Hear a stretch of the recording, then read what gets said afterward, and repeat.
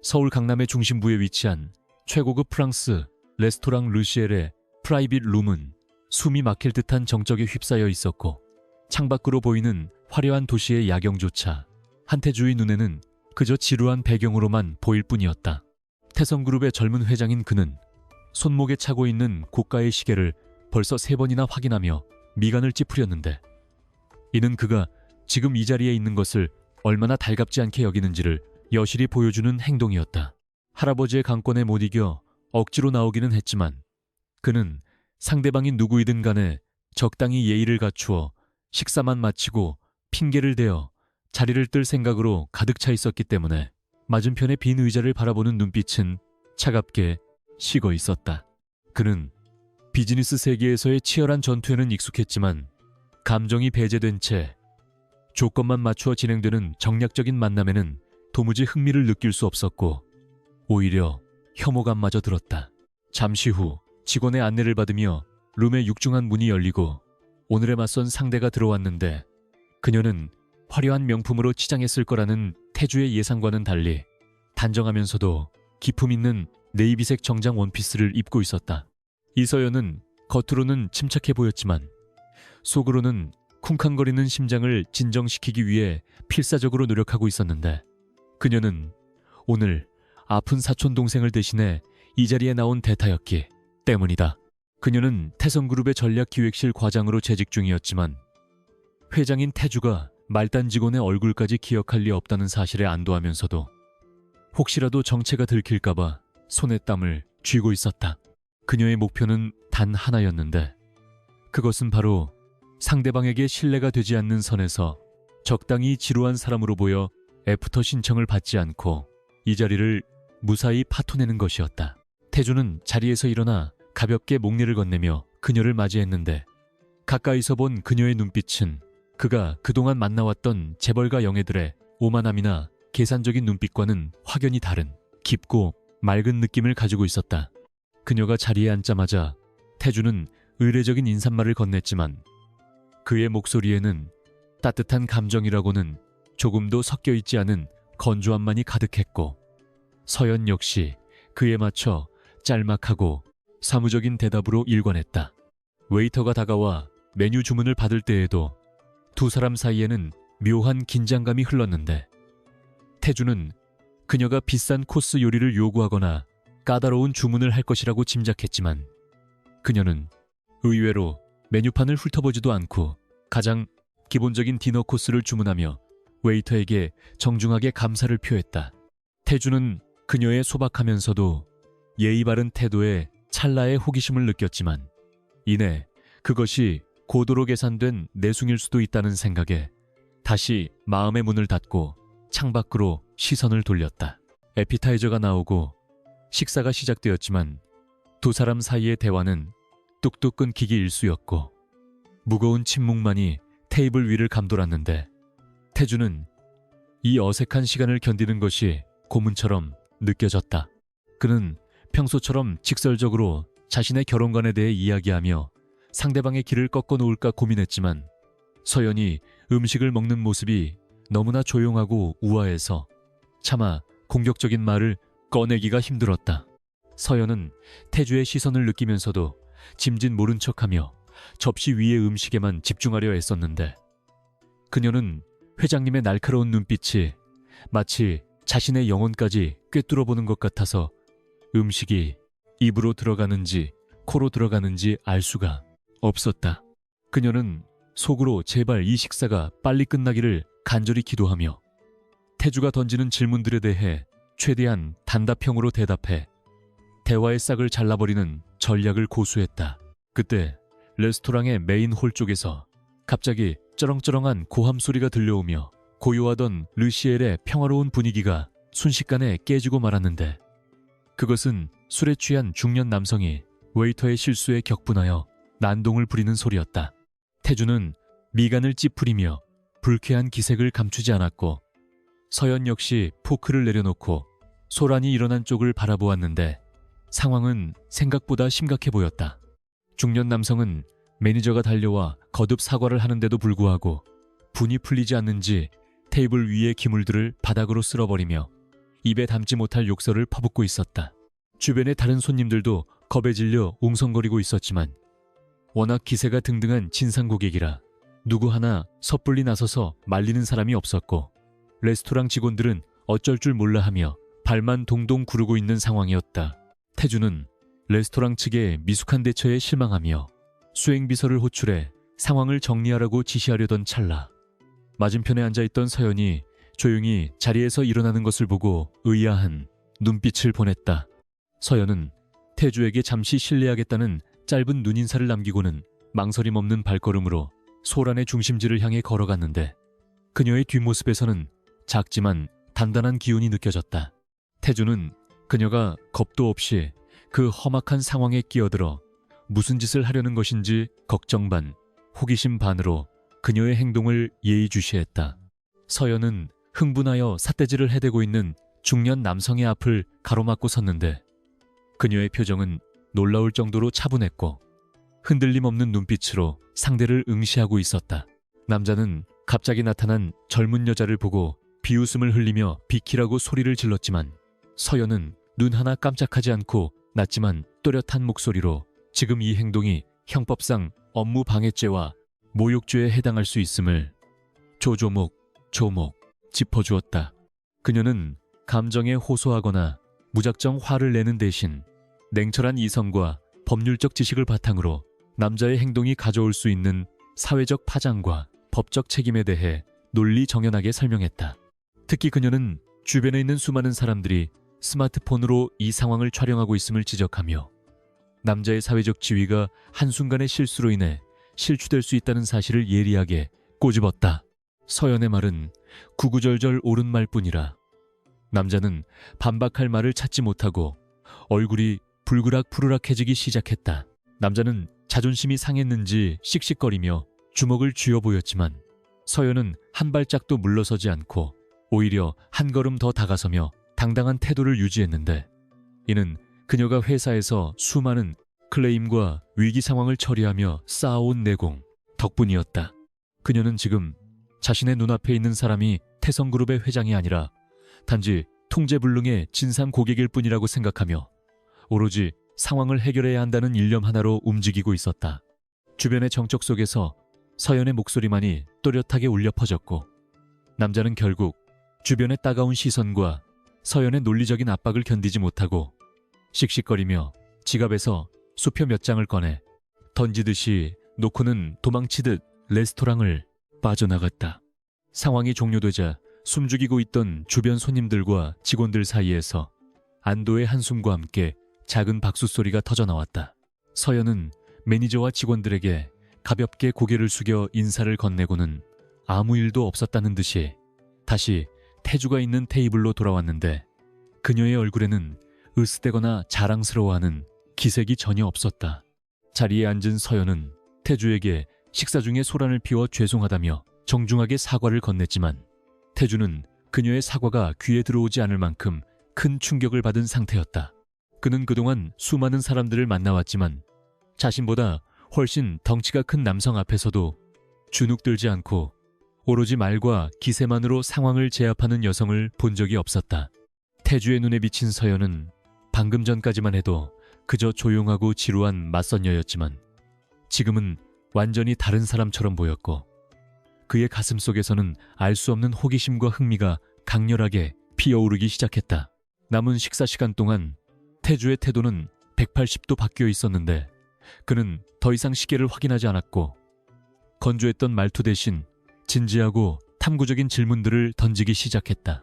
그는 서연에게 평소 어떤 일을 하는지 어떤 가치관을 가지고 있는지 물어보며 그녀의 내면을 더 깊이 알고 싶어 했지만 서연은 정체가 탄로날까봐 적당히 둘러대느라 진땀을 흘려야 했다. 태주는 그녀가 무언가 숨기고 있다는 느낌을 받았지만 그것조차도 그녀의 신비로운 매력 중 하나라고 생각하며 그녀의 사소한 손짓 하나, 말투 하나까지 놓치지 않고 관찰했다. 그는 자신이 오늘 이 자리에 나온 것이 시간 낭비가 아니었음을, 아니, 오히려 인생에서 가장 흥미로운 발견을 하게 된 순간임을 직감하고 있었다. 디저트가 나오고 식사가 마무리될 무렵 태주는 냅킨으로 입가를 닦으며 서연을 똑바로 응시했고 그의 눈빛에는 처음의 냉랭함 대신 뜨거운 열기가 서려 있었다. 그는 오늘 자신이 본 모습이 그녀의 전부가 아닐 것이라고 확신하며 앞으로 그녀와 어떤 식으로든 인연을 이어가고 싶다는 강한 욕망을 느꼈다. 서연은 태주의 달라진 태도에 당황하면서도 한편으로는 안도감을 느꼈는데 다행히 그가 자신의 정체를 눈치채지 못한 것 같았기 때문이다. 그녀는 이 자리가 끝나면 다시 평범한 직장인 이서연으로 돌아가야 한다는 사실을 상기하며 마지막까지 긴장의 끈을 놓지 않으려 노력했다. 레스토랑을 나서는 두 사람의 뒤로 은은한 조명이 비치고 있었고 발레 파킹된 태주의 차가 도착하자 그는 직접 조수석 문을 열어주며 매너 있는 모습을 보였다. 서연은 정중하게 거절하고 택시를 타겠다고 했지만 태주는 늦은 시간이니 데려다 주겠다며 고집을 피웠고 결국 서연은 그가 부르는 기사가 운전하는 차가 아닌 자신이 직접 잡은 택시에 서둘러 올라탔다. 택시가 멀어지는 것을 바라보며 태주는 입가에 미소를 머금었는데 그는 비서에게 전화를 걸어 오늘 만난 여성에 대해 더 자세히 알아보라고 지시할 생각이었다.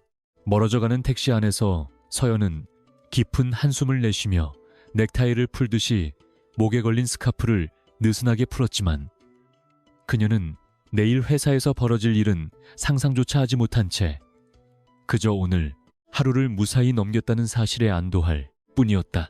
태성그룹의 본사 사옥은 강남의 스카이라인을 압도하는 거대한 유리 요새처럼 솟아있었고 월요일 아침의 로비는 수천 명의 엘리트 직원들이 뿜어내는 긴장감과 활기로 가득 차 있었다.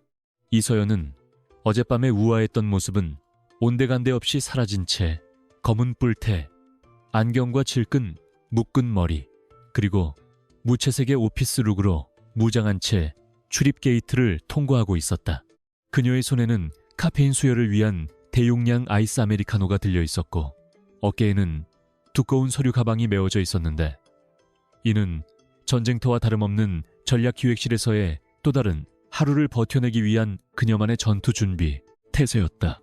엘리베이터의 거울에 비친 자신의 모습을 보며 그녀는 어젯밤 한태주 회장과의 만남이 마치 한여름 밤의 꿈처럼 비현실적으로 느껴져 쓴웃음을 지었다.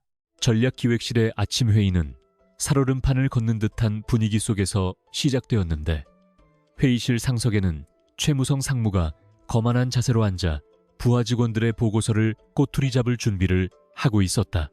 그는 자신의 무능함을 부하 직원들을 쥐어짜는 것으로 감추려는 전형적인 유형의 상사였으며 특히 능력 있고 할 말은 하는 서연을 눈엣가시처럼 여겨 사사건건 트집을 잡곤 했다. 서연은 지난 6개월 동안 팀원들과 밤을 새워가며 준비한 신재생에너지 스마트 그리드 프로젝트의 최종 기획안을 테이블 위에 올려놓았는데 이는 회사의 미래 먹거리가 될 수 있는 혁신적인 아이디어였다.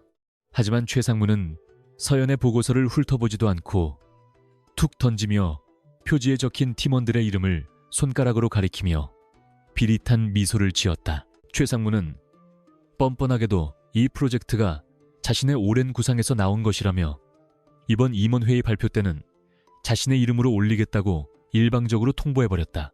회의실 안의 공기는 순식간에 차갑게 얼어붙었고 팀원들은 분노와 억울함에 입술을 깨물었지만 감히 상무의 말에 토를 달 수 없어 고개만 숙이고 있었다.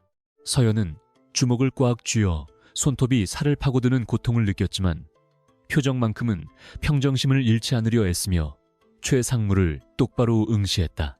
그녀는 지금 당장이라도 책상을 엎어버리고 싶었지만 조직의 위계질서 안에서 계란으로 바위치기식의 반항이 어떤 결과를 초래할지 누구보다 잘 알고 있었기에 침묵을 선택할 수밖에 없었다. 바로 그 시각 한태주 회장은 예고도 없이 전략기획실이 위치한 15층을 순시하고 있었는데 그의 등장은 사무실 전체에 비상경보가 울린 듯한 파장을 일으켰다. 수행 비서들과 임원들이 허둥지둥 뒤를 따르는 가운데 태주는 날카로운 눈매로 사무실 구석구석을 훑어보고 있었는데 그는 직원들의 근무 태도보다는 사무실의 공기 흐름을 읽는 집중하고 있었다. 그는 회의실 투명 유리 벽 너머로 심상치 않은 기류가 흐르는 것을 감지하고 발걸음을 멈췄는데 그곳에는 한 여직원이 상사 앞에서 고개를 숙이고 있는 모습이 보였다. 태주는 무심코 그 여직원의 얼굴을 확인하는 순간 심장이 덜컥 내려앉는 듯한 충격과 함께 자신의 눈을 의심하지 않을 수 없었다.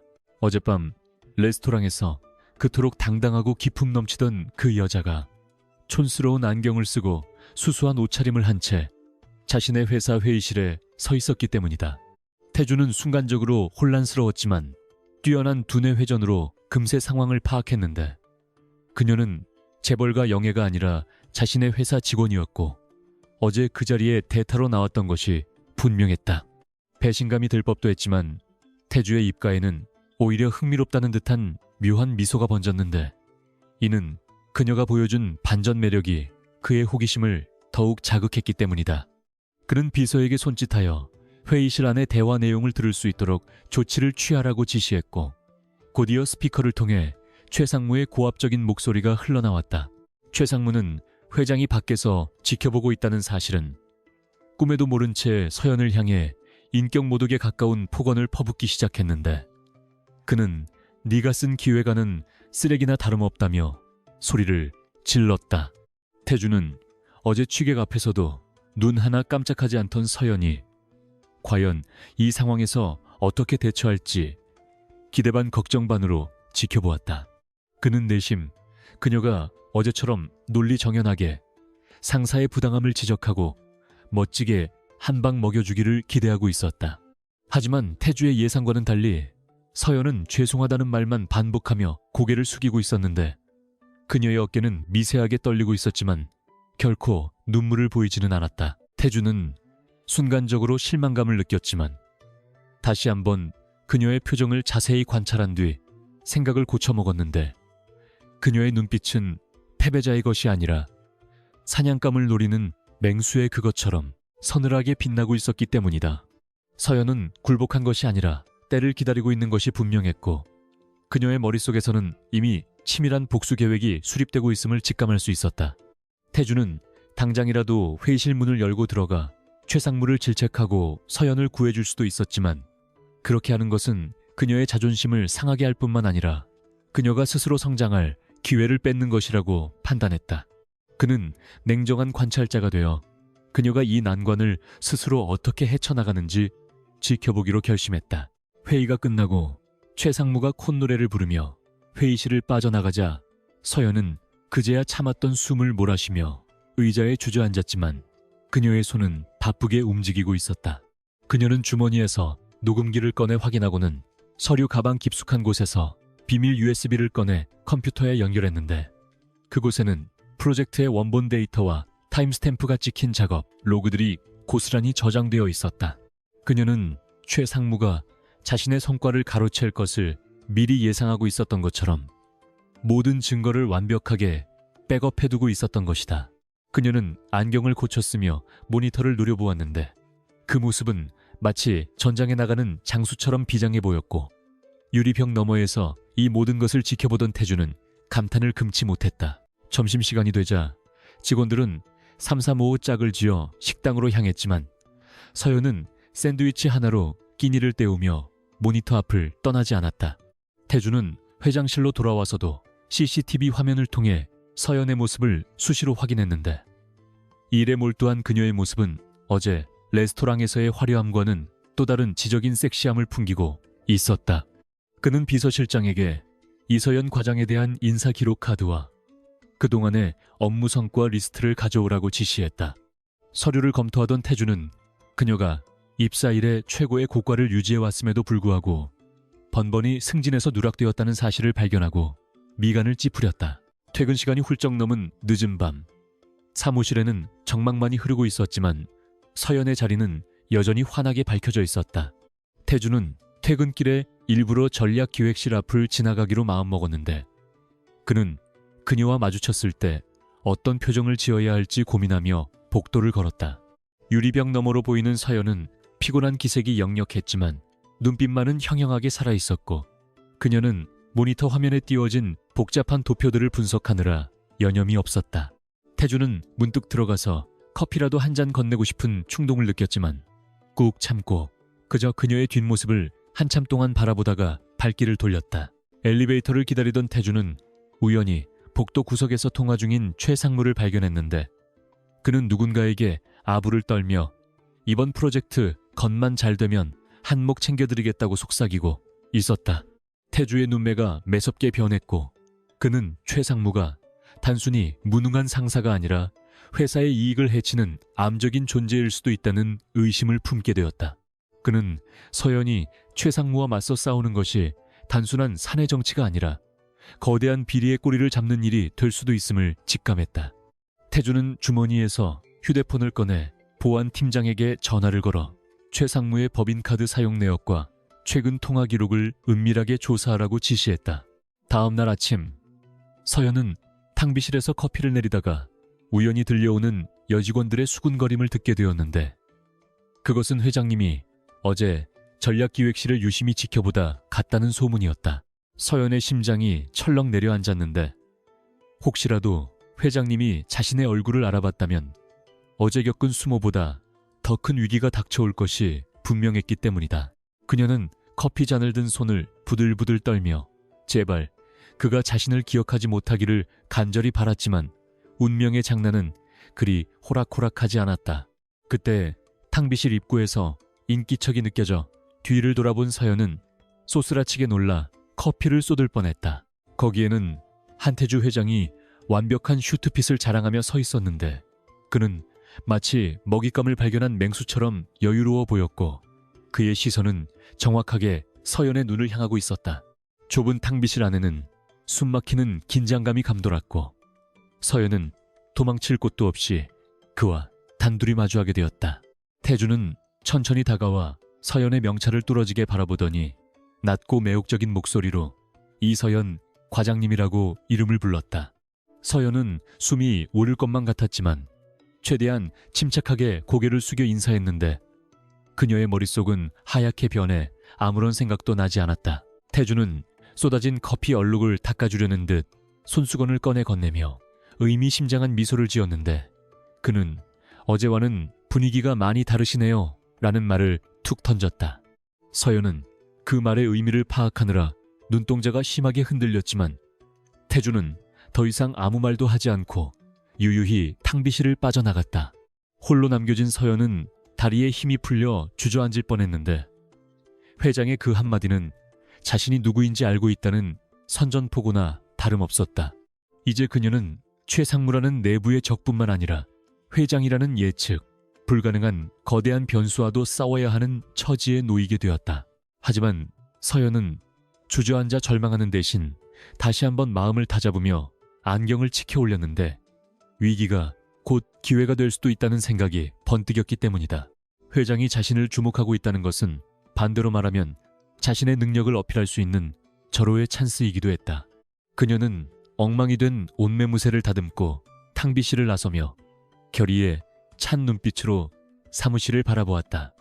태주 역시 회장실로 돌아가는 길에 입가에 맴도는 미소를 지울 수 없었는데 그는 이 당돌하고 똑똑한 여직원이 앞으로 보여줄 활약이 몹시 기대되었다.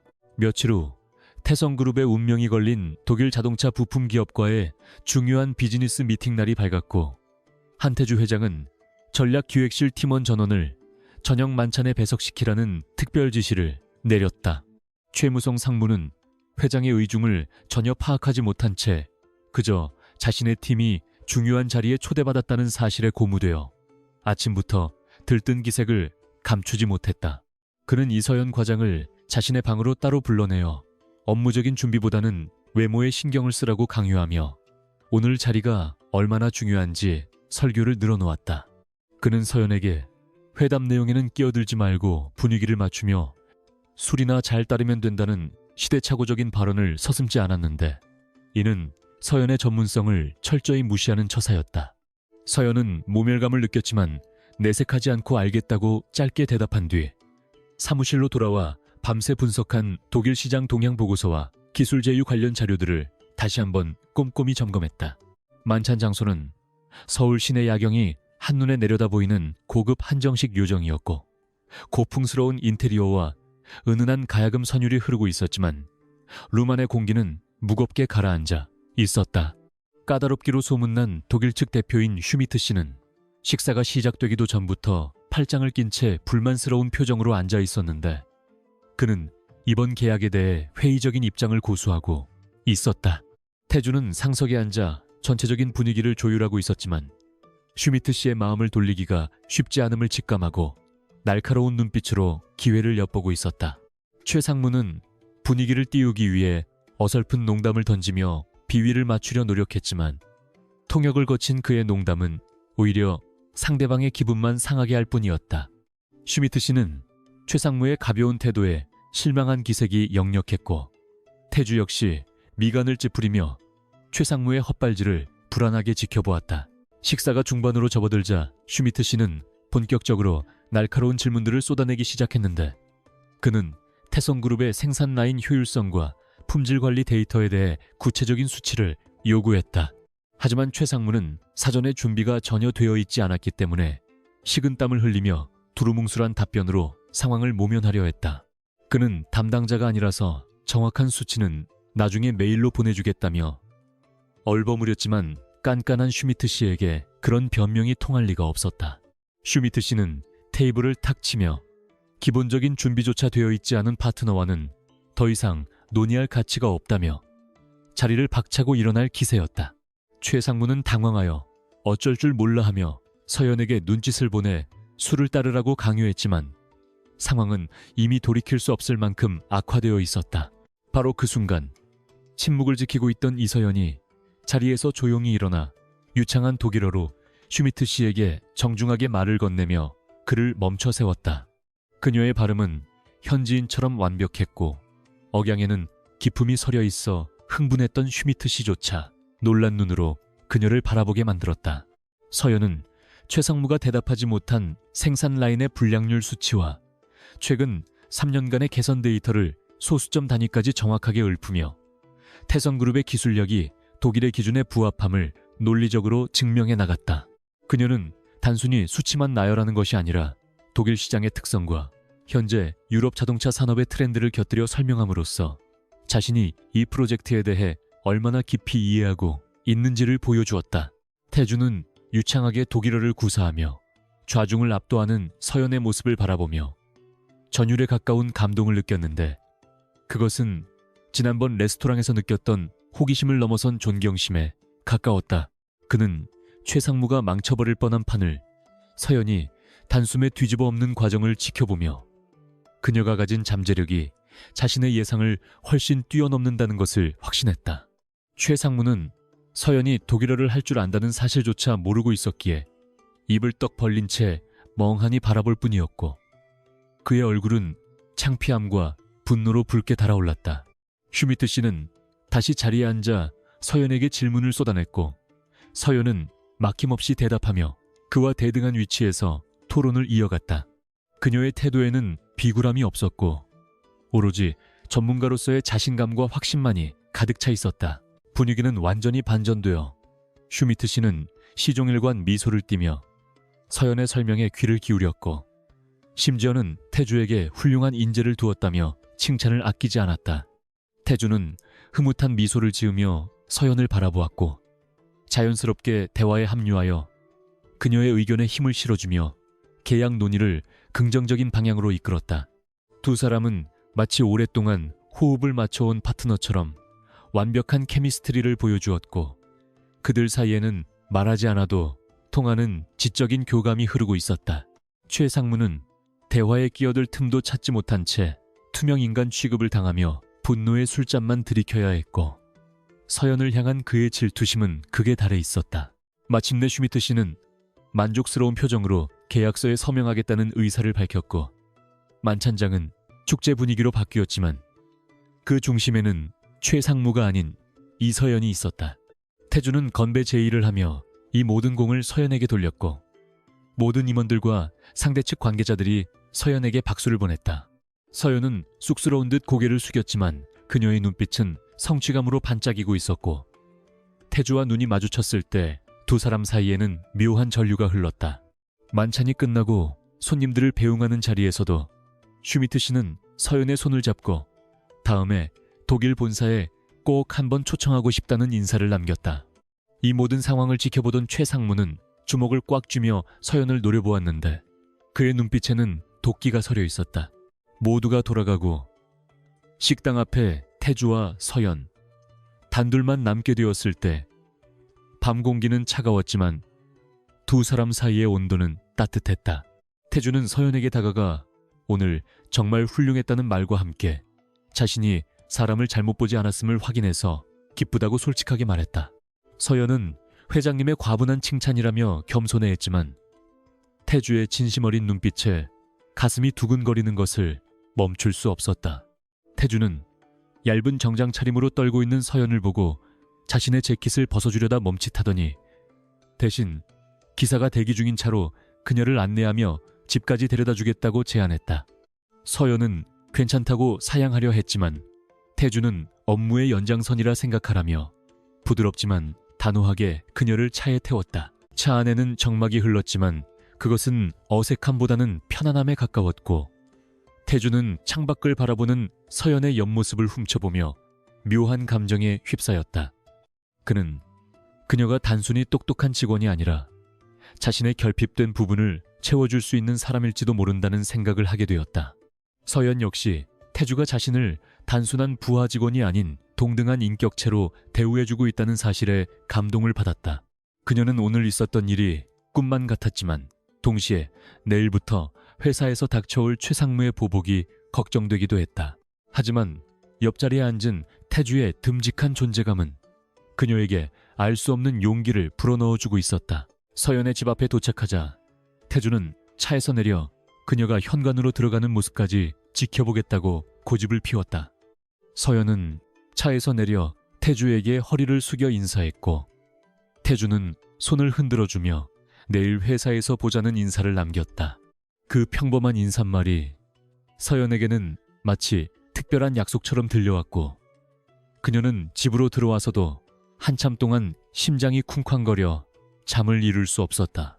한편 돌아가는 차 안에서 태주는 비서에게 전화를 걸어 이서연 과장에 대한 처우 개선과 함께 최상무에 대한 감사를 비밀리에 착수하라고 지시했다.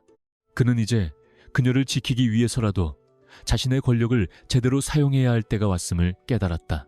그러나 그 시각 최상무는 박민아를 만나고 있었는데 그녀는 지난번 맞선 자리에 나가지 않았던 태성그룹의 거래처 사장 딸이었다.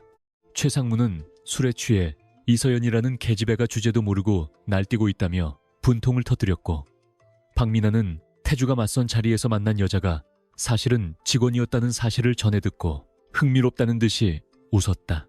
두 사람은 각자의 목적을 위해 이서연을 무너뜨리기로 의기투합했고 그들의 계획은 서연의 명예를 실추시키고 회사에서 매장시키는 비열한 음모였다.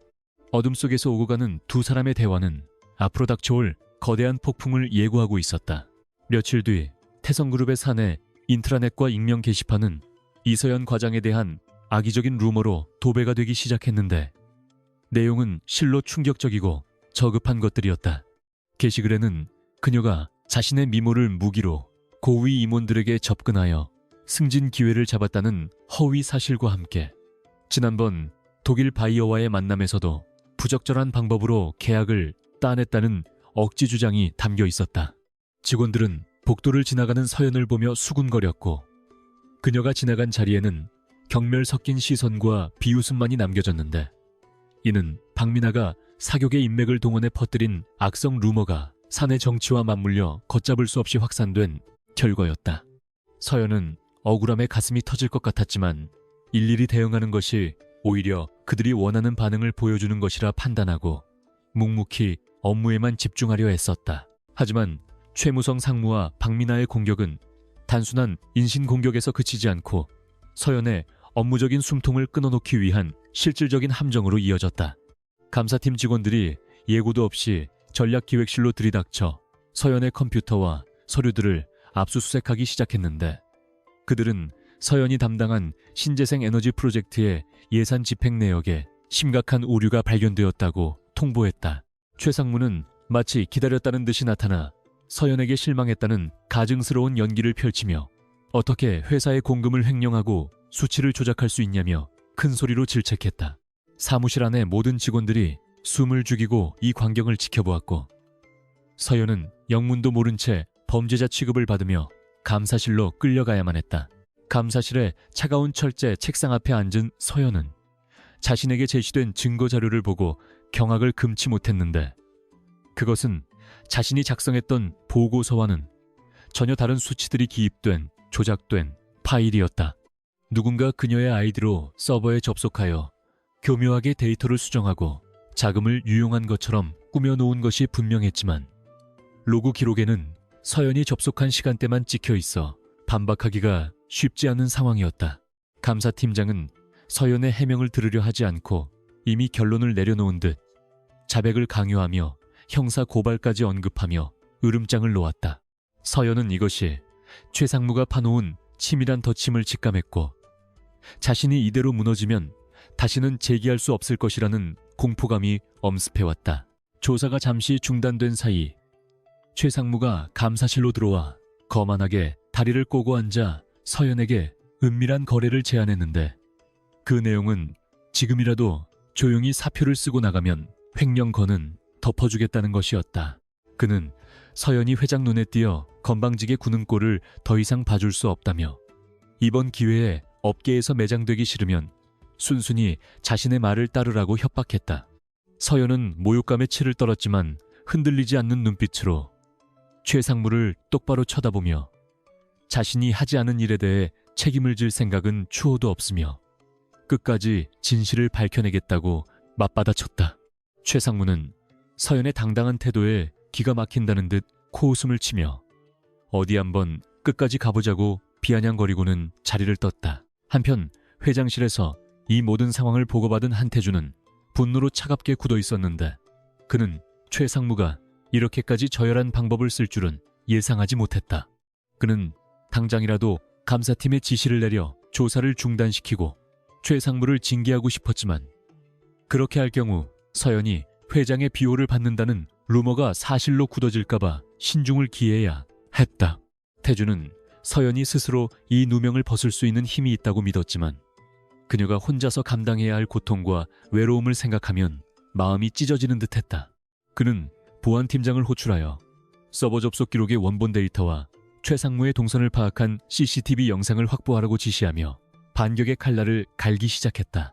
늦은 밤 모두가 퇴근한 텅 빈 사무실로 돌아온 서연은 짐을 정리하는 대신 자신의 자리에 앉아 조작된 파일의 흔적을 찾기 위해 고군분투하고 있었다. 그녀는 억울함에 눈물이 차올랐지만 약한 모습을 보이기 싫어 입술을 꽉 깨물며 모니터를 노려보았는데 아무리 찾아봐도 완벽하게 조작된 데이터의 틈을 찾을 수가 없었다.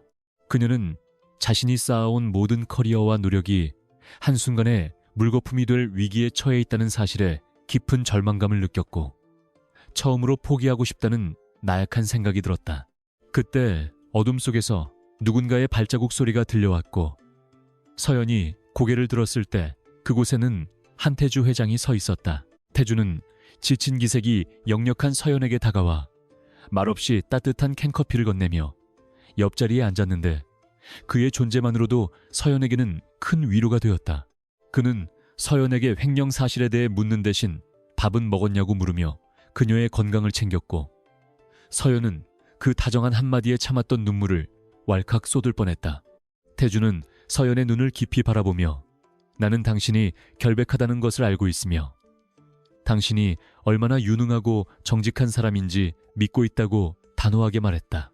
그 말은 세상 모두가 그녀를 등돌린 상황에서 서연이 가장 듣고 싶었던 말이었고 그녀는 태주의 믿음에 보답하기 위해서라도 반드시 이 위기를 극복해야겠다고 다짐했다. 태주는 재킷안 주머니에서 작은 메모리 칩을 꺼내 서연의 손에 쥐어주며 이것이 판을 뒤집을 수 있는 열쇠가 될 것이라고 속삭였다.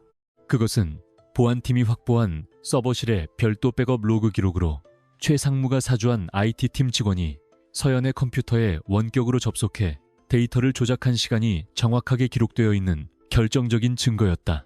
태주는 자신이 직접 나서서 해결해 줄 수도 있지만 당신이 직접 그들의 코를 납작하게 눌러주는 것이 더 통쾌하지 않겠냐며 장난스럽게 웃어 보였다.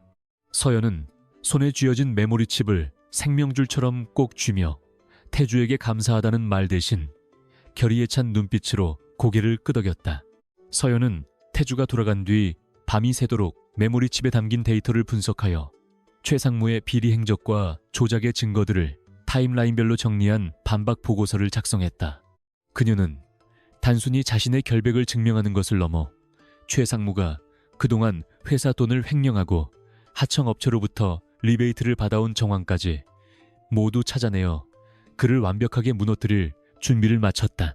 그녀의 손가락은 키보드 위에서 춤을 추듯 빠르게 움직였고 모니터 불빛에 비친 그녀의 얼굴은 복수의 여신처럼 서늘하고 아름다웠다.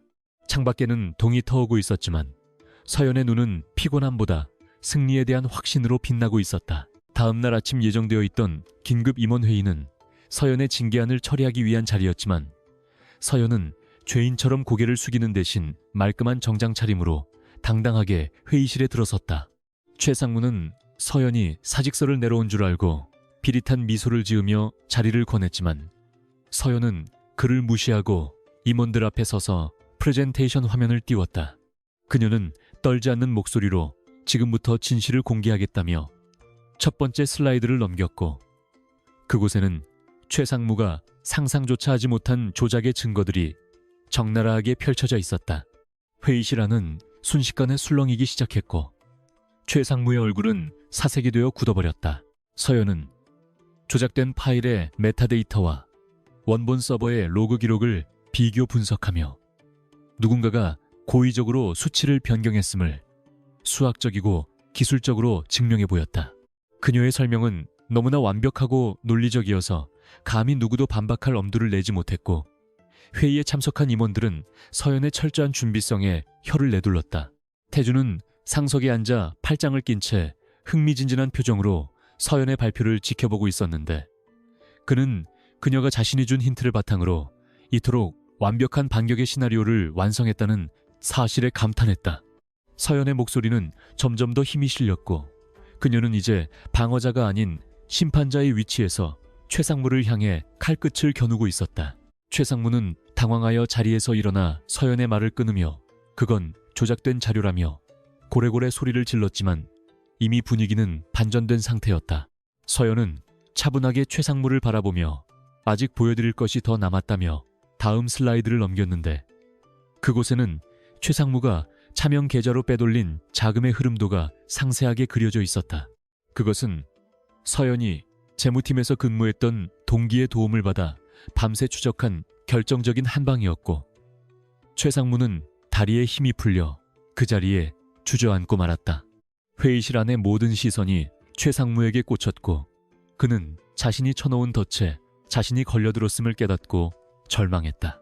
이 광경을 지켜보던 태주는 자리에서 일어나 천천히 박수를 치기 시작했고 그의 박수 소리는 정적을 깨고 회의실 안에 울려 퍼졌다. 태주는 서연에게 다가가 수고했다는 말과 함께 마이크를 잡고 이제 회사의 공식적인 입장을 밝히겠다며 차가운 눈빛으로 최상무를 내려다보았다.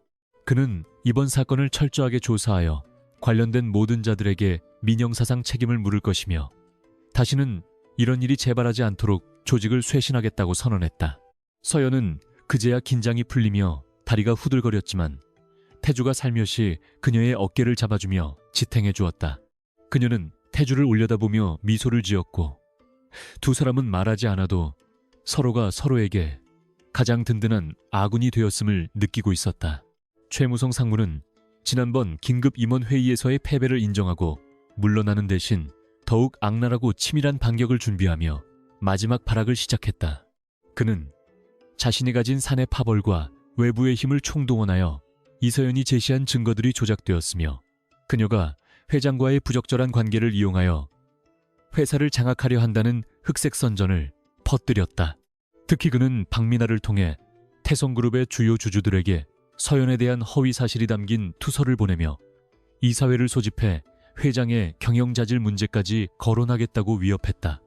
회사 내부에서는 최상무가 쫓겨날 것이라는 예상과 달리 오히려 회장과 일개 과장의 스캔들로 비화될 조짐이 보이자 직원들은 다시금 술렁이기 시작했고 서연을 바라보는 시선에는 의심과 호기심이 뒤섞여 있었다.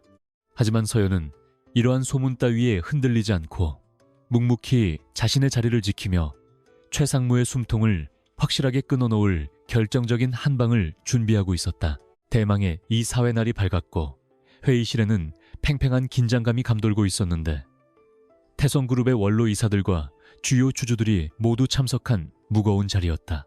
최상무는 회심의 미소를 지으며 자신의 편에 선 이사들과 눈빛을 교환했고 오늘이야말로 이서연을 매장시키고 한태주 회장의 입지까지 흔들 수 있는 절호의 기회라고 확신하고 있었다.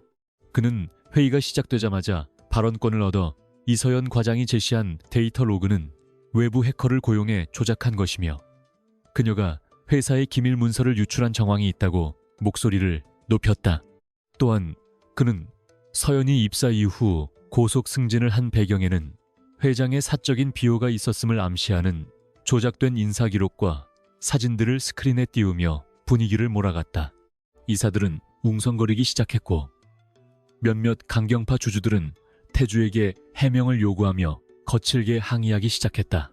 상석에 앉은 한태주는 미동도 하지 않고 최상무의 쇼를 지켜보고 있었는데 그의 표정은 마치 철부지 어린아이의 투정을 보는 듯한 차가운 냉소만이 서려 있었다.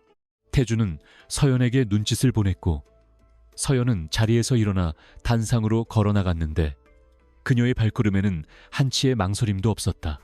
그녀는 최상무가 제시한 사진들이 교묘하게 합성된 것임을 증명하는 원본 파일들을 공개하며 그의 주장이 허구임을 낱낱이 밝혀냈다. 서연은 감정에 호소하는 대신 차분하고 논리적인 어조로 최상무가 주장하는 해킹설이 기술적으로 불가능함을 설명했고 오히려 최상무가 사설 정보업체에 거액을 송금한 내역을 공개했다. 회의실의 분위기는 다시 반전되었고 이사들의 의심스러운 눈초리는 서연이 아닌 최상무를 향하기 시작했다. 하지만 서연의 공격은 여기서 멈추지 않았는데 그녀는 오늘을 위해 준비해온 비장의 무기인 프로젝트명 검은 장부를 공개하겠다고 선언했다. 스크린에는 지난 5년간 최무성 상무가 주도했던 모든 프로젝트의 자금 흐름도가 복잡한 거미줄처럼 펼쳐졌고 그 중심에는 유령 회사가 하나 존재하고 있었다. 서연은 이 유령 회사가 최상무의 차명 계좌와 연결되어 있으며 태성그룹의 공금 수십억 원이 이곳으로 흘러들어갔음을 명확한 증거와 함께 제시했다. 더욱 충격적인 사실은 이 유령 회사의 실소유주가 바로 이번 사태의 배후에 있는 박민아의 외가 친척이라는 점이었다. 이는 단순한 사내 횡령을 넘어 외부 세력과 결탁하여 회사의 자산을 빼돌린 중대한 배임 행위이자 범죄였다. 최상무는 자신의 비밀 자금 루트가 발각되자 사색이 되어 벌벌 떨기 시작했고 땀을 비오듯이 흘리며 무언가 변명하려 했지만 입이 떨어지지 않았다. 서연은 그에게 틈을 주지 않고 몰아붙였는데 그녀는 최상무가 하청 업체들을 협박하여 리베이트를 상납받은 녹취록과 이중장부의 사본까지 이사들에게 배포했다. 녹취록 속에서 최상무는 입에 담지 못할 욕설과 함께 갑질을 일삼고 있었고 이는 태성그룹의 기업 윤리 강령을 정면으로 위반하는 행위였다. 원로 이사들은 분노하여 책상을 치며 최상무를 질타했고 그를 비호하던 세력들조차 슬금슬금 꼬리를 내리며 그와 거리를 두기 시작했다. 최상무는 고립무원의 처지가 되어 주위를 둘러보았지만 그 누구도 그의 시선을 마주해주지 않았다. 그때 침묵을 지키고 있던 한태주 회장이 자리에서 천천히 일어나 마이크를 잡았고 회의실 안은 쥐 죽은 듯이 조용해졌다. 태주는 서연이 밝혀낸 모든 증거들은 감사팀과 법무팀의 교차 검증을 마친 명백한 사실이며 이에 따라 최무성 상무를 즉시 해임하고 검찰에 고발 조치하겠다고 선언했다. 그의 목소리는 낮았지만 천둥처럼 위엄이 있었고 그 말 한마디는 최 상무에게 내려진 사형 선고나 다름없었다. 태주는 덧붙여 이번 사건에 연루된 모든 직원과 외부 협력 업체들에 대해서도 무관용 원칙을 적용하여 끝까지 책임을 묻겠다고 강조했다. 이는 단순히 한 사람을 처벌하는 것을 넘어 태성그룹 내에 만연했던 부정부패의 고리를 끊어내겠다는 회장의 강력한 의지 표명이었다. 최 상무는 이대로 끝낼 수 없다며 비틀거리며 단상으로 뛰쳐나가려 했지만 대기하고 있던 보안 요원들에 의해 제지당하고 말았다. 그는 끌려나가면서도 억울하다며 고래고래 소리를 질렀지만 그 추한 모습은 오히려 그의 몰락을 더욱 비참하게 만들 뿐이었다. 이사들은 만장일치로 최상무의 해임안을 가결했고 회의실 안에는 정의가 구현되었다는 안도감과 함께 새로운 리더십에 대한 기대감이 차올랐다. 서연은 단상에서 내려와 태주를 바라보았고 두 사람은 서로에게 묵묵히 고개를 끄덕이며 무언의 축하를 건넸다. 그것은 길고 긴 싸움 끝에 얻어낸 값진 승리였으며 두 사람의 신뢰가 만들어낸 완벽한 합작품이었다.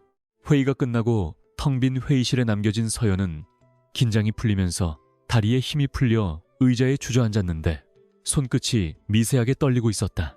그녀는 자신이 거대한 권력에 맞서 싸워 이겼다는 사실이 믿기지 않았고 한편으로는 그 과정에서 겪어야 했던 마음고생이 떠올라 가슴이 먹먹해졌다. 그때 태주가 다가와 서연의 앞에 한쪽 무릎을 꿇고 앉아 그녀의 시선을 맞추며 정말 고생 많았다고 따뜻하게 위로했다. 그는 서연의 떨리는 손을 조심스럽게 감싸주며 당신이 아니었다면 해내지 못했을 일이라며 진심 어린 감사의 마음을 전했다.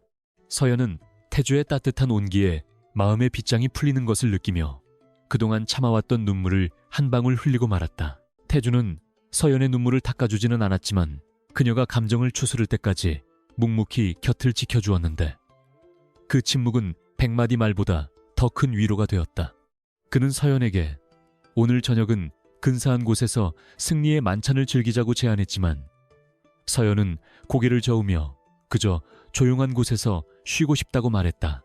태주는 그녀의 뜻을 존중하여 회사 근처의 한적한 공원으로 그녀를 안내했는데 그곳은 도심 속이라고 믿기 힘들 정도로 평화로운 분위기였다.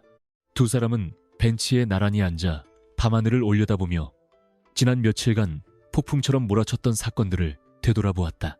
서연은 태주에게 처음에는 당신이 그저 차가운 재벌 3세인 줄 알았다고 솔직하게 고백했다. 태주는 웃음을 터뜨리며 자신도 서연을 처음 봤을 때는 그저 요조 숙녀인 줄 알았다고 맞받아치며 두 사람의 첫 만남을 회상했다. 그들은 서로에 대한 첫인상이 얼마나 틀렸는지 이야기하며 웃음꽃을 피웠고 그 과정에서 서로에 대해 인간적으로 더 깊이 이해하게 되었다. 태주는 서연에게 앞으로 회사에서 더 큰 역할을 맡아달라고 부탁하며 당신의 능력을 마음껏 펼칠 수 있는 환경을 만들어주겠다고 약속했다. 서연은 태주의 제안이 기쁘면서도 한편으로는 부담스러웠지만 그의 눈에서 느껴지는 진정성을 믿고 용기를 내보기로 했다.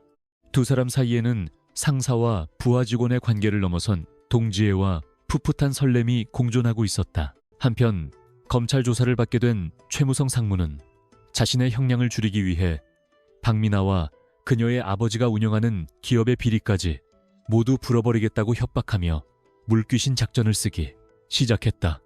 이 소식을 전해들은 박민아는 패닉에 빠져 해외 도피를 시도하려 했지만 이미 출국 금지 명령이 내려진 상태였다. 태성그룹 법무팀은 박민아 측의 명예훼손과 업무방해 혐의로 거액의 손해배상 청구 소송을 제기했고 그녀의 집안은 파산 위기에 몰리게 되었다. 권력을 남용하여 타인을 짓밟으려 했던 자들이 결국 자신들이 휘두른 칼날에 베어 몰락하는 인과응보의 결말이었다. 며칠 후 회사는 빠르게 안정을 되찾았고 서연은 영웅 대우를 받으며 직원들의 존경을 한 몸에 받게 되었다. 그녀의 책상 위에는 응원의 메시지가 담긴 쪽지와 간식들이 수북이 쌓여 있었고 그녀를 험담하던 사람들은 자취를 감추거나 서연의 눈치를 보며 사과하기 바빴다. 하지만 서연은 우쭐해하지 않고 여느 때와 다름없이 겸손한 태도로 업무에 임했는데 그런 그녀의 모습은 태주를 더욱 매료시켰다. 태주는 이제 더 이상 자신의 감정을 숨길 필요가 없다고 판단하고 서연에게 정식으로 다가가기 위한 계획을 세우기 시작했다. 그는 비서실장에게 서연의 스케줄을 비워두라고 지시하며 주말에 그녀와 함께할 특별한 데이트 코스를 직접 검색하는 열정을 보였다. 금요일 오후 태주는 서연을 회장실로 호출하여 이번 프로젝트의 성공적인 마무리를 위한 최종 보고가 필요하다는 핑계를 댔다. 서연은 두꺼운 보고서를 들고 회장실로 들어갔지만 그곳에는 서류 대신 향긋한 차와 다과가 준비되어 있었다. 태주는 서연에게 보고서는 나중에 봐도 되니 잠시 차 한잔하며 머리를 식히자고 권유했고 서연은 그의 의도를 눈치채고 수줍게 미소를 지었다. 넓은 회장실의 통유리 너머로 붉은 노을이 지고 있었고 두 사람의 그림자는 길게 늘어져 하나로 겹쳐지고 있었다. 태주는 찻잔을 내려놓으며 서연에게 이번 주말에 시간이 괜찮다면 자신과 함께 가보고 싶은 곳이 있다고 조심스럽게 물었다. 서연은 잠시 망설였지만 태주의 눈빛이 너무나 간절하고 따뜻해서 거절할 수가 없었고 고개를 끄덕이며 좋다고 대답했다. 태주의 얼굴에는 세상을 다 가진 듯한 환한 미소가 번졌고 그는 서연에게 결코 후회하지 않을 멋진 하루를 선물하겠다고 호언장담했다.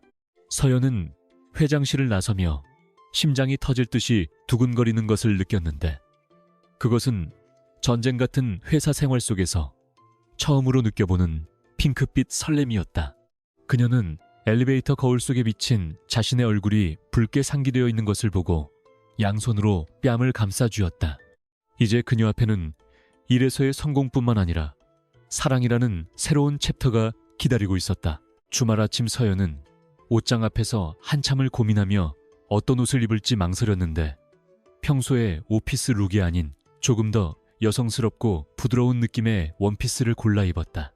그녀는 거울을 보며 화장도 평소보다 조금 더 신경 써서 하고 설레는 마음으로 약속 장소로 향했다. 약속 장소는 화려한 호텔이나 레스토랑이 아닌 서울 근교의 조용한 수목원이었는데 이는 태주가 서연이 식물을 좋아한다는 사소한 정보를 기억하고 준비한 장소였다. 입구에서 서연을 기다리고 있던 태주는 캐주얼한 차림으로 서 있었는데 슈트를 벗은 그의 모습은 훨씬 더 편안하고 친근해 보였다. 두 사람의 눈이 마주친 순간 주변의 공기는 봄날의 햇살처럼 따스하게 변했고 그들은 서로를 향해 환하게 웃어 보였다. 수목원의 오솔길을 나란히 걸으며 두 사람은 회사 이야기가 아닌 서로의 어린 시절과 꿈, 그리고 소소한 취미에 대해 이야기했다. 태주는 서연이 걷기 힘들까봐 보폭을 맞춰주며 세심하게 배려했고 서연은 태주의 그런 자상한 면모에 점점 더 깊이 빠져들었다. 그들은 벤치에 앉아 직접 싸온 도시락을 나눠 먹으며 소박하지만 행복한 시간을 보냈는데 그 순간만큼은 회장과 과장이 아닌 평범한 남녀로 돌아가 있었다. 태주는 서연의 입가에 묻은 부스러기를 떼어주며 그녀를 사랑스럽게 바라보았고 서연은 부끄러워 고개를 숙였지만 싫지 않은 내색이었다. 숲속에서 불어오는 바람이 두 사람의 머리카락을 부드럽게 스치고 지나갔고 그들의 마음속에는 사랑이라는 씨앗이 싹트고 있었다. 태성그룹의 거대한 폭풍이 지나가고 난 뒤 본사 사옥에는 다시 평온이 찾아왔지만 그 공기의 질은 이전과는 확연히 달라져 있었다. 최무성 상무와 그의 추종 세력들이 일망타진된 자리는 투명하고 공정한 시스템으로 대체되었고 그 중심에는 최연소 전략기획실 본부장으로 파격 승진한 이서연이 있었다. 그녀의 승진은 단순히 회장의 총애 때문이 아니라 그녀가 보여준 탁월한 위기대처 능력과 실무적인 성과에 대한 정당한 보상이라는 것을 누구도 부인할 수 없었다. 축하 화환이 사무실을 가득 메우고 직원들의 경외 어린 시선이 쏟아졌지만 정작 당사자인 서연의 마음 한구석에는 설명할 수 없는 무거운 돌덩이가 자리 잡고 있었다. 그녀는 자신이 이룬 성취가 오롯이 자신의 능력만으로 평가받기를 원했지만 사람들의 수군거림 속에는 여전히 회장과의 로맨스라는 자극적인 소재가 섞여 있었기 때문이다. 서연은 이러한 시선들을 의식하며 자신을 더욱 채찍질했는데 그녀는 혹시라도 회장의 낙하산이라는 오명을 쓰지 않기 위해 남들보다 1시간 일찍 출근하고 가장 늦게 퇴근하는 강행군을 자처했다. 업무적으로는 완벽에 가까운 성과를 내며 조직을 장악해 나갔지만 개인적인 감정의 영역에서는 태주와의 거리를 두기 위해 필사적으로 노력했다. 지난 주말 수목원에서의 달콤했던 시간은 마치 신기루처럼 사라졌고 그녀는 다시 차가운 철갑을 두른 비즈니스 우먼의 모습으로 돌아가 태주를 대했다. 태주가 점심 식사를 제안하거나 사적인 메시지를 보내올 때마다 그녀는 업무가 바쁘다는 핑계로 정중하지만 단호하게 거절하곤 했다. 그녀는 자신의 감정이 깊어질수록 두 사람 사이에 존재하는 사회적 지위의 격차가 현실적인 장벽으로 다가오는 것을 뼈저리게 느끼고 있었다. 한태주는 갑작스럽게 변해버린 서연의 태도에 당혹감을 감출 수 없었는데 분명 수목원에서는 서로의 마음을 확인했다고 생각했기에 그녀의 냉담함이 더욱 아프게 다가왔다. 그는 집무실 창가에 서서 멀리 보이는 서연의 사무실 쪽을 바라보며 자신이 무엇을 실수했는지 곱씹어 보았지만 뚜렷한 이유를 찾을 수 없어 답답해했다. 비서실장은 회장님의 안색이 어두운 것을 보고 조심스럽게 눈치를 살폈지만 태주는 업무에 집중하지 못하고 깊은 한숨만 내쉬었다. 그는 서연이 자신을 밀어내는 이유가 단순히 업무적인 부담감 때문인지 아니면 자신이라는 사람 자체에 대한 거부감인지 확신할 수 없어 초조한 마음을 감출 수 없었다. 하지만 태주는 포기하는 대신 그녀의 마음을 돌리기 위한 정면 돌파를 선택하기로 결심했다. 며칠 뒤 태주는 공식적인 업무 보고를 핑계로 서연을 자신의 집무실로 호출했는데 이번에는 비서들을 모두 물리고 단둘만이 있는 공간을 만들었다. 서연이 결제 서류를 들고 들어와 딱딱한 표정으로 보고를 시작하려 하자 태주는 그녀의 말을 막고 서류를 테이블 한쪽에 치워버렸다. 그는 서연의 눈을 똑바로 응시하며 지금 이 순간만큼은 회장과 본부장이 아니라 남자와 여자로 대화하고 싶다고 진지하게 말했다. 서연은 당황하여 시선을 피하려 했지만 태주는 그녀에게 다가가 왜 자신을 피하는지 솔직한 이유를 듣고 싶다며 간절한 목소리로 물었다. 그 공간에는 숨막히는 침묵이 흘렀고 서연은 떨리는 입술을 깨물며 갈등했다. 결국 서연은 마음속에 담아두었던 두려움을 털어놓기 시작했는데 그녀는 태주와 자신의 세계가 너무나 다르다는 사실이 무겁게 느껴진다고 고백했다. 그녀는 사람들이 자신을 능력 있는 이서연으로 보지 않고 신데렐라 스토리를 꿈꾸는 야망가로 보는 시선이 두렵다고 말했다. 또한 그녀는 만약 두 사람의 관계가 잘못되었을 때 자신이 감당해야 할 상처와 회사에서의 위치가 걱정된다며 현실적인 문제들을 하나하나 나열했다. 서연의 목소리는 담담했지만 그 속에는 깊은 불안과 상처가 배어 있었고 태주는 그녀가 그동안 혼자 알아왔을 고민의 무게를 짐작하며 가슴이 아려왔다. 태주는 서연의 말을 끝까지 경청한 뒤 잠시 생각에 잠기더니 부드러운 목소리로 그녀의 불안을 하나씩 어루만지기 시작했다.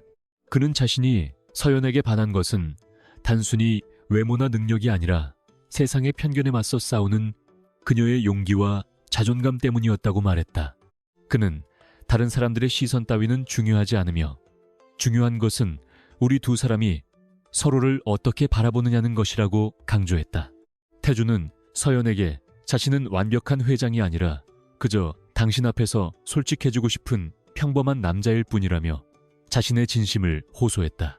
그의 말 한마디 한마디에는 거짓 없는 진정성이 담겨 있었고 서연의 굳게 닫힌 마음의 문을 조금씩 두드리고 있었다. 태주는 서연에게 오늘 저녁에 자신에게 시간을 내어달라고 부탁하며 이것은 회장의 명령이 아니라 당신을 좋아하는 한 남자의 정식 데이트 신청이라고 말했다. 그는 지난번처럼 억지로 끌려나온 자리가 아니라 서로의 의지로 만나는 진짜 첫 번째 데이트를 하고 싶다고 덧붙였다. 서연은 태주의 눈빛에서 흔들림 없는 확신을 읽었고 더 이상 도망치는 것은 비겁한 행동이라는 생각이 들었다. 그녀는 잠시 망설이다가 조용히 고개를 끄덕였고 태주의 얼굴에는 다시금 환한 미소가 번졌다. 두 사람은 퇴근 후에 회사 근처가 아닌 서연이 대학 시절 자주 가던 오래된 골목 식당에서 만나기로 약속했다. 그날 저녁 서연은 화려한 정장 대신 편안한 니트와 청바지로 갈아입고 약속 장소인 허름한 순대국밥집으로 향했다. 그녀는 태주가 이런 서민적인 분위기의 식당을 싫어하지 않을까 걱정했지만 가게 문을 열고 들어선 순간 그녀의 걱정은 기우였음을 깨달았다. 태주는 이미 구석자리에 앉아 앞치마까지 두르고 깍두기를 집어먹으며 주인 할머니와 살갑게 대화를 나누고 있었기 때문이다. 재벌 회장이라는 직함이 무색할 정도로 소탈한 그의 모습에 서연은 저도 모르게 풋하고 웃음을 터뜨렸고 긴장했던 마음이 눈 녹듯 사라지는 것을 느꼈다. 태주는 서연을 발견하고 반갑게 손을 흔들며 여기 국밥이 정말 일품이라며 너스레를 떨었다.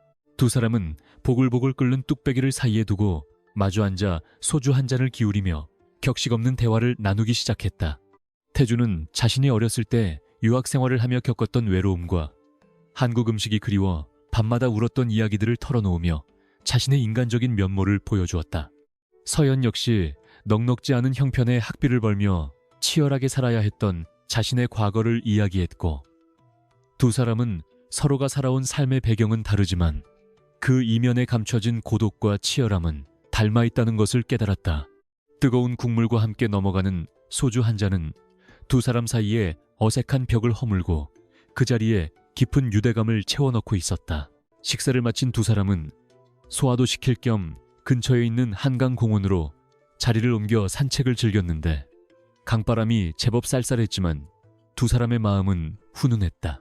화려한 야경이 비치는 강물을 바라보며 태주는 서연의 손을 조심스럽게 잡았고, 서연은 그 손을 뿌리치지 않고 맞잡았다. 태주는 서연을 바라보며 나는 당신이 태성그룹의 본부장이어서가 아니라 내 부족한 부분을 채워줄 수 있는 유일한 사람이기에 당신을 원한다고 고백했다. 그는 앞으로 어떤 시련이 닥치더라도 당신의 손을 놓지 않겠다고 약속하며 서연의 대답을 기다렸다. 서연은 태주의 따뜻한 손길을 느끼며 그동안 자신을 억누르고 있던 두려움이 사실은 스스로 만들어낸 허상이었음을 깨달았다. 그녀는 태주가 보여준 끊임없는 신뢰와 사랑이 자신의 상처를 치유하고 있다는 것을 인정할 수밖에 없었다. 서연은 태주의 눈을 바라보며 저도 회장님이 아닌 한태주라는 사람을 알아가고 싶다고 수줍게 고백했다. 그녀의 말은 작았지만 태주에게는 그 어떤 계약 성사보다 더 큰 기쁨과 환희를 안겨주었다. 태주는 감격에 겨워 서연을 와락 끌어안았고, 두 사람은 한강의 밤하늘 아래서 서로의 체온을 느끼며 사랑을 확인했다. 그 순간 하늘에서는 때마침 불꽃놀이가 시작되어 밤하늘을 화려하게 수놓았는데 마치 두 사람의 시작을 축복하는 축포처럼 느껴졌다.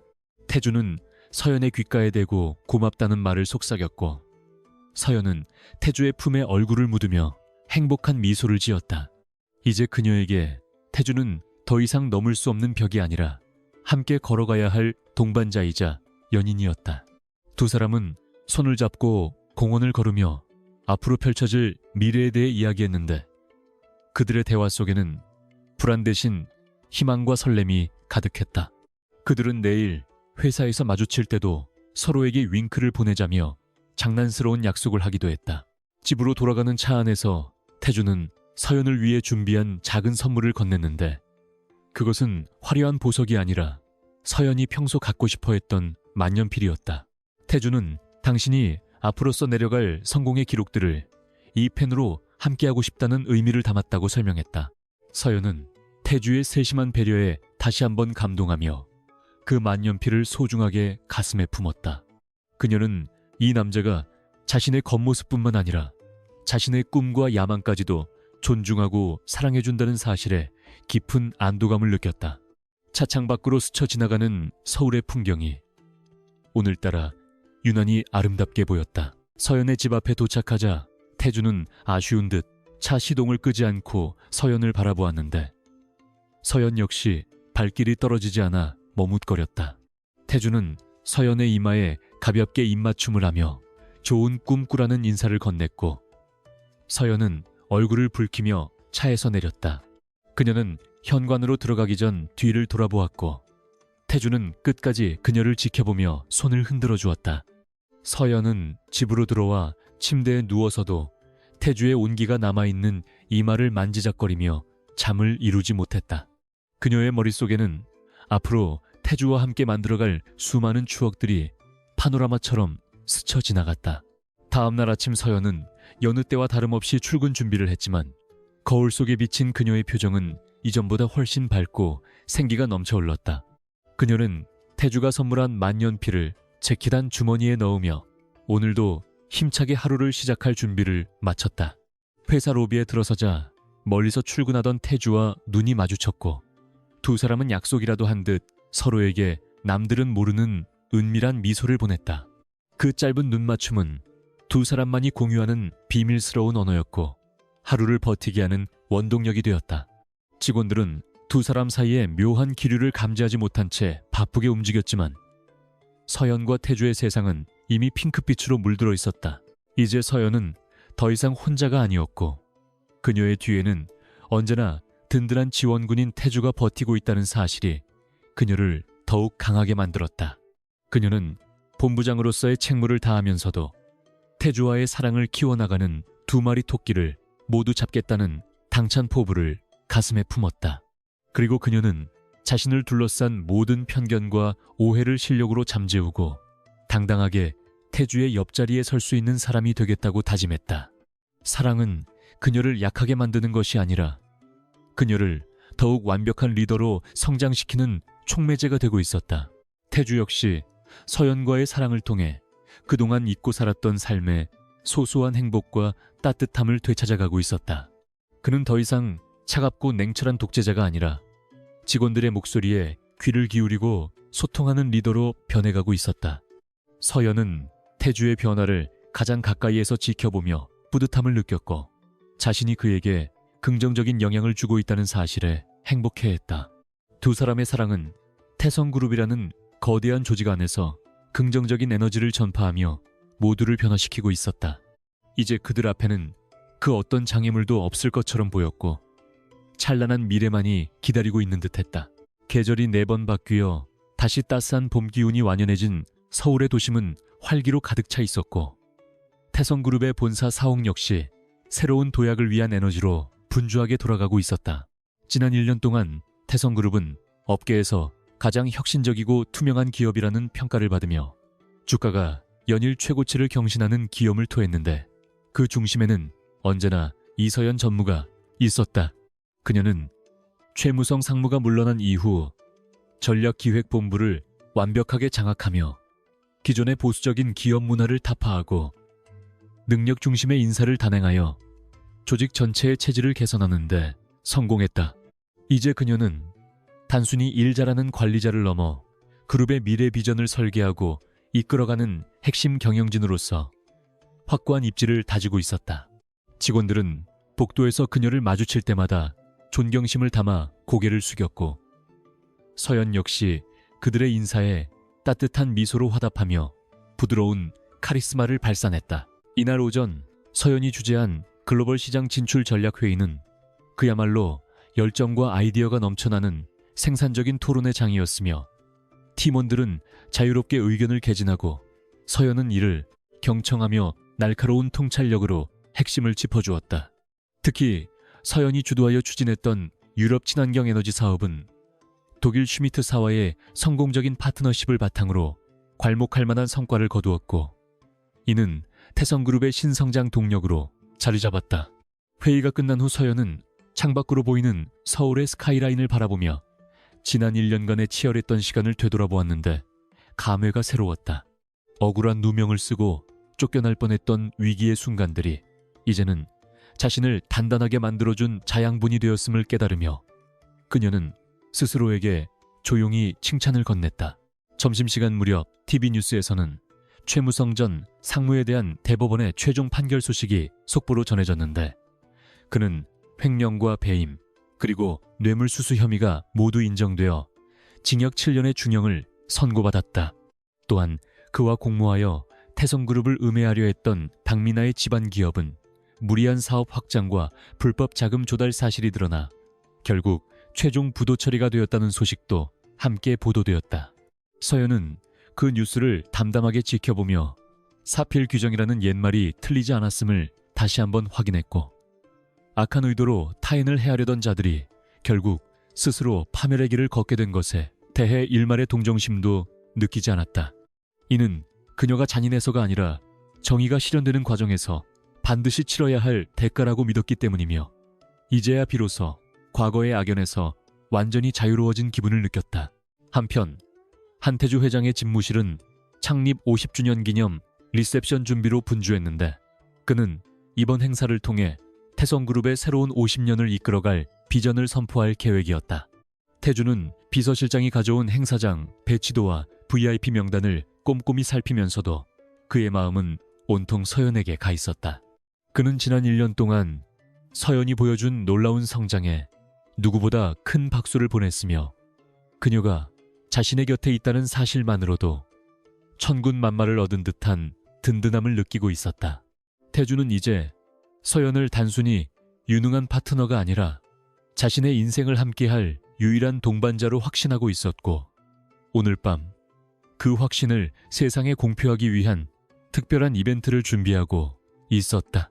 그의 책상 서랍 깊은 곳에는 영롱하게 빛나는 다이아몬드 반지가 담긴 작은 벨벳 상자가 숨겨져 있었다. 그날 저녁 행사가 열리는 서울 최고의 호텔 그랜드 볼룸은 정재계 인사들과 해외 귀빈들로 인산인해를 이루었고, 화려한 샹들리에 조명이 실내를 대낮처럼 환하게 비추고 있었다. 서연은 평소에 단정했던 오피스룩 대신 어깨선이 우아하게 드러나는 짙은 에메랄드빛 이브닝 드레스를 입고 등장했는데, 그녀의 모습은 좌중의 시선을 단번에 사로잡을 만큼 고혹적이고 아름다웠다. 사람들은 그녀가 등장하자마자 홍해처럼 갈라지며 길을 터주었고, 곳곳에서 감탄사가 터져나왔지만 서연은 당황하지 않고 여유로운 미소를 지으며 사람들과 인사를 나누었다. 그녀는 더 이상 누군가의 대타나 숨겨진 존재가 아니라 이 화려한 무대의 당당한 주역으로서 그 자리에 서 있었다. 태주는 단상 위에서 서연이 들어오는 모습을 지켜보며 심장이 다칠 듯한 전율을 느꼈는데, 그녀는 자신이 상상했던 것보다 훨씬 더 빛나고 아름다웠기 때문이다. 그는 서둘러 단상에서 내려와 서연에게 다가갔고, 수많은 카메라 플래시가 두 사람을 향해 쏟아졌지만 태주는 아랑곳하지 않고 서연의 손을 정중하게 잡았다. 태주는 서연의 귓가에 오늘 밤 당신이 이 세상에서 가장 아름답다며 찬사를 속삭였고, 서연은 부끄러운 듯 얼굴을 붉히면서도 행복한 미소를 감추지 못했다. 두 사람이 나란히 서 있는 모습은 마치 잘 그려진 한 폭의 그림처럼 완벽한 조화를 이루고 있었고, 사람들은 두 사람을 태성그룹을 이끄는 세기의 커플이라 부르며 부러움 섞인 시선을 보냈다. 행사가 본격적으로 시작되고 태주는 기념사를 하기 위해 다시 단상에 올랐는데, 그의 목소리에는 지난 1년간의 성취에 대한 자신감과 미래에 대한 확신이 가득 차 있었다.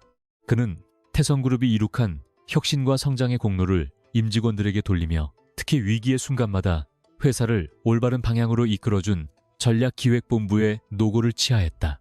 태주는 원고에 없던 내용을 즉흥적으로 덧붙이며 이 자리에 계신 이서연 전무야말로 태성그룹의 새로운 도약을 가능하게 만든 1등 공신이라며 그녀를 단상 위로 초대했다.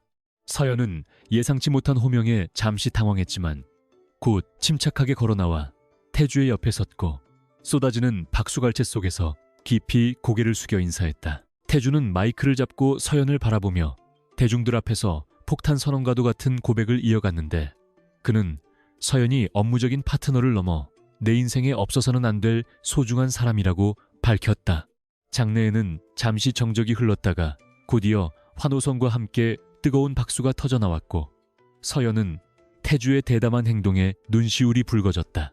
태주는 공적인 자리에서 사적인 감정을 드러내는 것이 조심스럽지만 오늘만큼은 솔직해지고 싶었다며 서연의 손을 꽉 잡았다. 그것은 단순한 사랑 고백을 넘어 그녀를 자신의 평생의 반려자로 인정하고 존중하겠다는 공개적인 서약과도 같았다. 행사의 공식적인 순서가 모두 끝나고 왈츠 음악이 흐르자 태주는 서연을 호텔 테라스로 이끌었는데, 그곳은 파티장의 소란스러움과 단절된 고요하고 로맨틱한 공간이었다.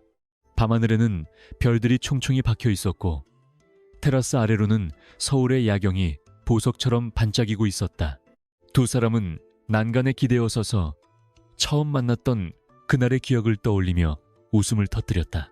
서연은 그때 자신이 억지로 끌려나간 맞선 자리에서 당신을 만나게 될 줄은 꿈에도 몰랐다며 운명의 신기함을 이야기했다. 태주 역시 그날 당신이 보여준 당당함에 반하지 않았다면 지금의 우리는 없었을 것이라며 서로의 운명적인 만남에 감사했다. 태주는 양복 주머니에서 아까 준비해둔 작은 벨벳 상자를 꺼내 서연의 눈앞에 내밀었는데, 서연은 놀란 눈으로 태주를 바라보았다. 태주는 상자를 열어 다이아몬드 반지를 보여주며 거창한 말보다는 진심을 담아 당신과 함께하는 모든 날이 내게는 기적이었고 앞으로 남은 생도 당신과 함께 기적을 만들어가고 싶다고 고백했다. 그는 무릎을 꿇지는 않았지만 서연의 눈높이에 맞춰 시선을 고정하고 나랑 결혼해 줄래요? 라는 담백하지만 묵직한 청혼을 건넸다. 서연의 눈에서는 참았던 눈물이 주르륵 흘러내렸지만 입가에는 세상에서 가장 행복한 미소가 번지고 있었다. 서연은 떨리는 목소리로 네 라고 대답하며 태주가 끼워주는 반지를 받아들였고 반지는 그녀의 손가락에 맞춘 듯 꼭 들어맞았다. 태주는 서연을 와락 껴안으며 안도와 기쁨의 한숨을 내쉬었고 서연 역시 태주의 넓은 등 토닥이며 그의 품에 얼굴을 묻었다. 두 사람은 서로의 심장 소리를 들으며 이 순간이 영원히 멈추기를 바랐지만 동시에 앞으로 펼쳐질 미래에 대한 기대감으로 가슴이 벅차올랐다. 그들은 이제 비즈니스 파트너이자 연인을 넘어 부부로서 서로의 인생을 책임지고 함께 걸어갈 것을 약속했다. 테라스의 은은한 조명 아래 두 사람의 그림자는 하나로 겹쳐져 완벽한 하모니를 이루고 있었다. 잠시 후 두 사람은 다시 파티장으로 돌아가기 위해 서로의 옷매무새를 다듬어주며 마주보고 웃었다. 태주는 서연에게 이제 안으로 들어가서 우리의 새로운 시작을 축하하자고 말하며 팔을 내밀었고 서연은 자연스럽게 그의 팔짱을 꼈다. 유리문 너머로 보이는 파티장의 사람들은 여전히 즐겁게 웃고 떠들고 있었지만 두 사람에게는 그 풍경이 이전과는 다르게 보였다. 이제 그들은 혼자가 아니라 함께 세상을 마주할 준비가 되어 있었고 그 어떤 시련이 닥쳐도 서로가 있기에 두렵지 않았다. 서연은 태주를 올려다보며 나직하게 사랑해요 라고 속삭였고 태주는 그녀의 이마에 키스하며 나도 사랑해 라고 화답했다. 두 사람이 테라스 문을 열고 파티장으로 들어서자 다시 한번 사람들의 시선이 집중되었지만 이번에는 호기심이 아닌 진심 어린 축복의 박수가 쏟아졌다. 태주와 서연은 그 박수 소리를 배경 음악 삼아 당당하게 발걸음을 옮겼고 그들의 앞길에는 레드카펫처럼 밝은 미래가 펼쳐져 있는 듯했다. 한때는 억지로 끌려간 맞선 자리에서 시작된 우연한 만남이었지만 그들은 그 우연을 운명으로 바꾸었고 결국 서로에게 가장 완벽한 사랑을 완성해냈다. 이야기는 여기서 끝나지만 그들의 사랑과 도전은 이제부터가 진짜 시작임을 모두가 알고 있었다. 태주와 서연이 맞잡은 손은 결코 놓지 않을 것이라는 믿음과 함께 그들은 환한 빛 속으로 걸어 들어갔다. 에필로그. 결혼식은 소박하지만 성스럽게 치러졌고 두 사람은 신혼여행지에서도 노트북을 펴고 일에 열중하는 워커홀릭 커플의 면모를 보여주었지만 그 모습조차도 서로에게는 사랑스러워 보였다. 서연은 이후 부사장으로 승진하여 태성그룹의 최초 여성 CEO가 될 준비를 차근차근 밟아나갔고 태주는 그룹 회장으로서 글로벌 시장을 개척하며 존경받는 기업인으로 성장했다. 주말이면 두 사람은 여전히 그 허름한 순대국밥집을 찾아 소주잔을 기울이며 서로의 하루를 위로했고 가끔은 수목원을 산책하며 초심을 잃지 않으려 노력했다. 그들의 사랑은 뜨겁게 타오르는 불꽃이라기보다는 은은하게 타오르며 결코 꺼지지 않는 숯불과도 같았다. 세상은 그들을 완벽한 커플이라 불렀지만 그들은 그저 서로가 있어 다행인 평범한 연인일 뿐이었다. 그리고 그들의 이야기는 오래도록 사람들의 입에 오르내리며 진정한 사랑과 성공의 의미를 되새기게 했다.